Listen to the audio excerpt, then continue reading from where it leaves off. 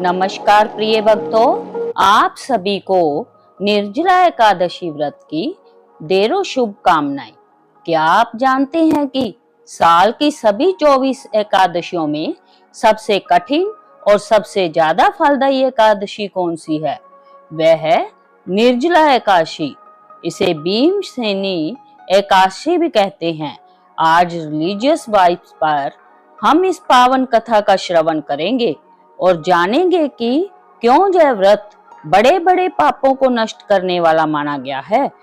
पद्म पुराण में वर्णित कथा के अनुसार जब वेद व्यास ने पांडवों को चारों पुरुषार्थ, धर्म, अर्थ, काम और मोक्ष देने वाले एकादशी व्रत का संकल्प कराया था, तब युधिष्ठिर ने कहा, हे जनार्दन, ज्येष्ठ मास के शुक्ल पक्ष में जो एकादशी पड़ती हो, कृपया उसका वर्णन कीजिए।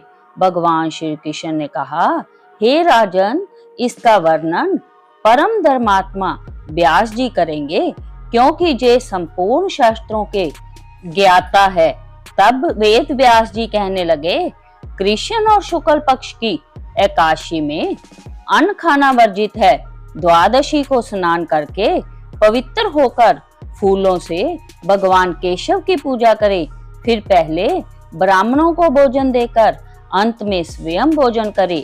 जय सुनकर भीमसेन बोले, परम बुद्धिमान पितामह, मेरी उत्तम बात सुनिए। राजा युधिष्ठिर, माता कुंती, द्रौपदी, अर्जुन, नकुल और सहदेव जे एकादशी को कभी भोजन नहीं करते तथा मुझसे भी हमेशा यही कहते हैं कि भीमसेन, एकादशी को तुम भी ना खाया करो, परंतु मैं उन लोगों से यही कहता हूँ कि मुझसे भूख नहीं सही जाती। भीमसेन की बात सुनकर व्यास जी ने कहा, यदि तुम नरक को दूषित समझते हो और तुम्हें स्वर्ग लोक की प्राप्ति अभीष्ट है, तो दोनों पक्षों की एकादशियों के दिन भोजन नहीं करना। भीमसेन बोले, महाबुद्धिमान पितामह, मैं आपके सामने सच कहता हूँ, मुझसे एक बार भोजन करके भी व्रत नहीं किया जा सकता, तो फिर उपवास करके मैं कैसे रह सकता हूँ? मेरे उदर में वृक्क नामक अग्नि सदा प्रज्वलित रहती है, अतः जब मैं बहुत अधिक खाता हूँ तभी यह शांत होती है। इसलिए महामुनि, मैं पूरे वर्ष भर में केवल एक ही उपवास कर सकता हूँ, जिससे स्वर्ग की प्राप्ति सुलभ हो तथा जिसके करने से मैं कल्याण का भागी हो सकूं। ऐसा कोई एक व्रत निश्चय करके बताइए, मैं उसका यथोचित रूप से पालन करूंगा। व्यास जी ने कहा, भीम, ज्येष्ठ मास में सूर्य वृष राशि पर हो जा मिथुन राशि पर शुक्ल पक्ष में जो एकादशी हो, उसका जतन पूर्वक निर्जल व्रत करो। केवल कुल्ला या आचमन करने के लिए मुख में जल डाल सकते हो, उसको छोड़कर किसी प्रकार का जल विद्वान पुरुष मुख में न डाले, अन्यथा व्रत भंग हो जाता है। एकादशी को सूर्य उदय से लेकर दूसरे दिन के सूर्य उदय तक मनुष्य जल का त्याग करे तो यह व्रत पूर्ण होता है। इसके बाद द्वादशी को प्रभात काल में स्नान करके ब्राह्मणों को विधि पूर्वक जल और स्वर्ण का दान करे। इस प्रकार सब कार्य पूरा करके जितेंद्रिय पुरुष ब्राह्मणों के साथ भोजन करे। वर्ष भर में जितनी एकादशियां होती हैं, उन सब का फल इस निर्जला एकादशी से मनुष्य प्राप्त कर लेता है। इसमें तनिक भी संदेह नहीं है। शंख, चक्कर और गदा धारण करने वाले भगवान केशव ने मुझसे कहा था, यदि मानव सबको छोड़कर एकमात्र मेरी शरण में आ जाए और एकादशी को निराहार रहे, तो वह सब पापों से छूट जाता है।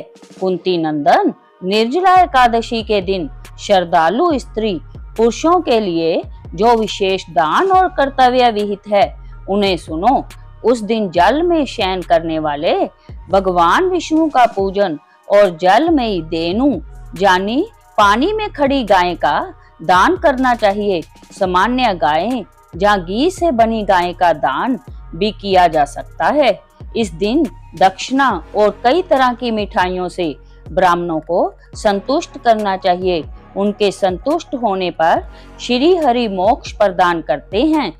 जिन्होंने श्री हरि की पूजा और रात्रि में जागरण करते हुए इस निर्जला एकादशी का व्रत किया है, उन्होंने अपने साथ ही बीती हुई 100 पीढ़ियों को और आने वाली 100 पीढ़ियों को भगवान वासुदेव के परम धाम में पहुंचा दिया है।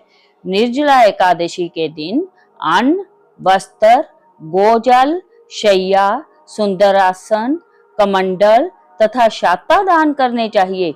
जो श्रेष्ठ तथा सुपात्र ब्राह्मण को जूता दान करता है, वह सोने के विमान पर बैठकर स्वर्गलोक में प्रतिष्ठित होता है। जो इस एकादशी की महिमा को भक्ति पूर्वक सुनता अथवा उसका वर्णन करता है, वह स्वर्गलोक में जाता है। चतुर्दशी युक्त अमावस्या को सूर्य ग्रहण के समय श्राद्ध करके मनुष्य जिस फल को प्राप्त करता है, वही फल इस कथा को सुनने से भी मिलता है। भीमसेन, ज्येष्ठ मास में शुक्ल पक्ष की जो शुभ एकादशी होती है, उसका निर्जल व्रत करना चाहिए। उस दिन श्रेष्ठ ब्राह्मणों को शक्कर के साथ जल के घड़े का दान करना चाहिए। ऐसा करने से मनुष्य भगवान विष्णु के समीप पहुंचकर आनंद का अनुभव करता है। इसके बाद द्वादशी को ब्राह्मण भोजन कराने के बाद स्वयं भोजन करे। जो इस प्रकार पूर्ण रूप से पाप नाशनी एकादशी का व्रत करता है, वह सब पापों से मुक्त हो आनंदमय पद को प्राप्त करता है। जय सुनकर भीमसेन ने भी इस शुभ एकादशी का आरंभ कर दिया। आइए अब जानते हैं व्रत पारण का शुभ मुहूर्त। इस साल व्रत पारण 26 जून 2026 दिन शुक्रवार को किया जाएगा और पारण का समय रहेगा सुबह 5:25 से सुबह 8:13 तक। पारण हमेशा हरिवासर समाप्त होने के बाद ही करना चाहिए। प्रिय भक्तों, जो भी व्यक्ति इस दिन सच्चे मन से विष्णु सहस्त्र नाम का पाठ करता है और जल से भरे घड़े या पंखे का दान करता है, उसके जीवन के सारे दुख भगवान विष्णु हर लेते हैं। कमेंट में जय श्री हरि जरूर लिखें और अगर आप इस साल जय व्रत रख रहे हैं तो हमें बताएं। ऐसी ही पुरानी कथाओं के लिए अपने चैनल रिलीजियस वाइब्स को सब्सक्राइब करना ना भूले। प्रेम से बोलिए जय श्री कृष्णा।